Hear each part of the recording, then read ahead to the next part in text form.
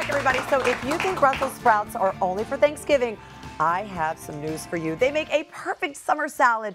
So today I'm making a Hillshire Farm smoked sausage and Brussels sprout salad with walnuts and red onion and this beautiful vinaigrette that all of you are going to love. So go ahead and dig in. They're really delicious. So I'm going to start with this beautiful Hillshire Farm smoked sausage.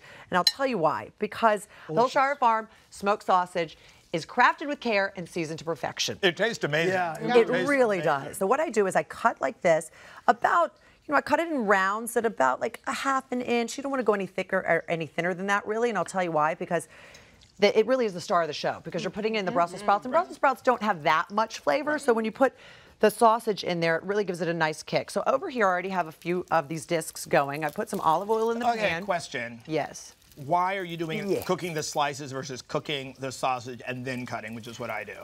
Well, you could do that. I absolutely, have no problem with you doing that. And I do that sometimes, and I'll cut it down the middle. But I'll tell you why I'm doing this specifically this way. Because I'm putting it in a salad. Right. And I like, if we can get a shot of, there you go, you can see it. I like how these discs get crunchy like that. You see that? That's the best. You just want them, you want them to be crunchy on each side. So in 5 minutes or so, they're going to all start to look like this. So you want them to be crunchy on the outside and on the inside, still nice and moist. Exactly, nice and moist. That with the cranberries and the really? I know, isn't that nice?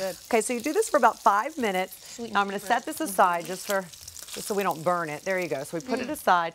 And you're going to, after you cook those, you're going to want them to cool down a little bit because you are going to be putting them in the Brussels sprouts. So you don't want it to be warm and cold. You want them to all be sort of at room temperature. So with the Brussels sprouts, what you would do is what we've done over here. I'm going to move this. I have already shredded some raw Brussels sprouts. You just take them, you clean them very well, wash them, pat them dry, and then shred them. So you can use a mandolin if you'd like, but be sure to be very careful with your fingers when you're using a mandolin. I don't know if you've experienced that before. Experience over here. They have a hand guard. Oh, your mandolin. I was just going to say, you usually come with the They come with a hand guard. Flashback. If you don't have that hand guard, put it in your food processor. I'm going to ask you probably just to use the slicing disc. That's what you use for a lot of root vegetables like the carrots and stuff. That's going to be a safer way to do it so you don't mess up your manicure or lose a finger, because that would not be nice. So you shred these just like this, and you add in your beautiful sausage. Very simply. Look at all that caramelization that just fell in there. Isn't that nice? The red onions. This is a great salad, by the way, to make ahead of time, to take to a barbecue or a picnic or something. You can make it up to 4 hours ahead of time. Put it in the refrigerator. It's so light. It travels very well. Salad dressing too, Deb. The salad dressing is delicious, and I put that on everything. So I'm going to mix this together pretty well and then put the salad dressing on.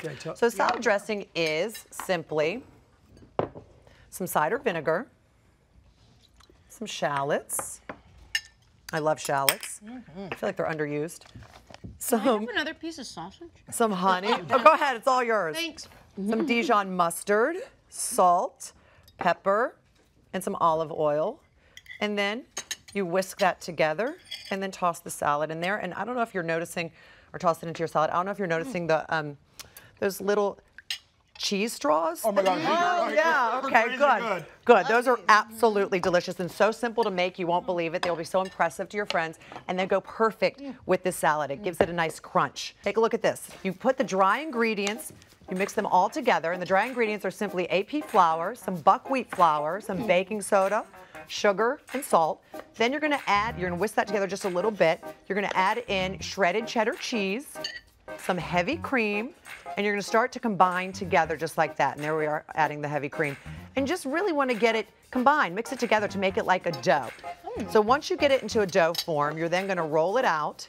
Just get it together and then roll it out. Put some flour on it so it doesn't stick so much. Put some flour on your rolling pin as well. To about 1/8 of an inch.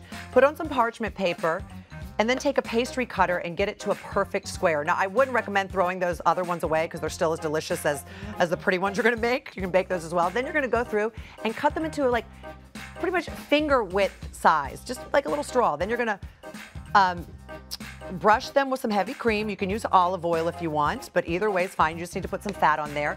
Drizzle them with some salt. I like sea salt. Pop them in the oven at 350 for 25 to 30 minutes, and there you have them. That's so good. They are beautiful? crazy good. Aren't they delicious? I am part of the Clean Plate Club. Oh, yeah. And isn't it a nice? It's a nice change.